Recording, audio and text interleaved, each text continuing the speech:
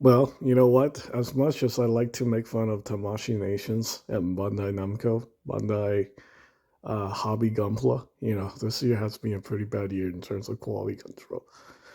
But it seems like, the problem with domestic toys is hitting like, uh, just driving a lot of people away from domestic figures now.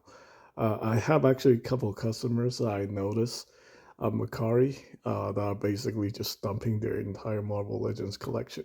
In fact, all the people who bought my SH Figure Arts, Robot Spirits, Robot Damashi figures, are people who, got rid of almost all their domestic toys to focus on import.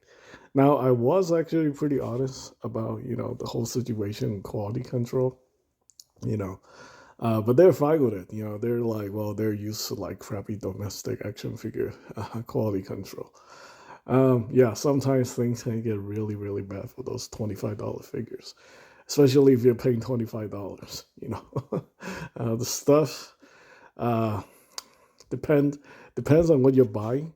I feel like all the Power Ranger stuff is like literally dollar store quality, and they're trying to charge us $25 for it. As far as the Tamashii Nation stuff goes, I feel like the value. I don't think they're worth like $60. Maybe at the $38 to $50 mark. I think that would be reasonable. But it's going to $100. So you too can argue it's just overpriced crap, right? Depends. I want to see how they approach this in the next year. So I don't want to like praise them for like the crappy stuff, but at least they're treating their employees right.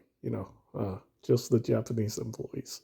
Unfortunately, I heard some really bad things about how Bandai America is treating their employees, as well as the gaming division. Apparently, a couple of years ago, there was a lawsuit about racism and stuff like that that actually resulted in a lawsuit against the company, which I find it quite disgusting.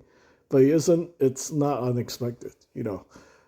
They're just the U.S. division just riddled with scandals from like freaking Bluefin doing their thing and tarnishing the name of Bandai Namco. That Bandai Namco have to take over that company and just get rid of the old brand name and stuff like that. But yeah, I don't know what happened, but it seems like stuff that happens overseas are just increasingly become really, really ridiculous. I think it's just the corporate structure and all the toxicity in the corporate environment. It changes people. I guess if you work in a corporation, like you just at some point you just become like super corrupt, just like everybody else. And yeah, yeah. Uh, I like to see more company increase the employee salaries in a time like this, but I don't think that's ever gonna happen. So yeah, that's that's pretty sad. Anyway, that's pretty much it.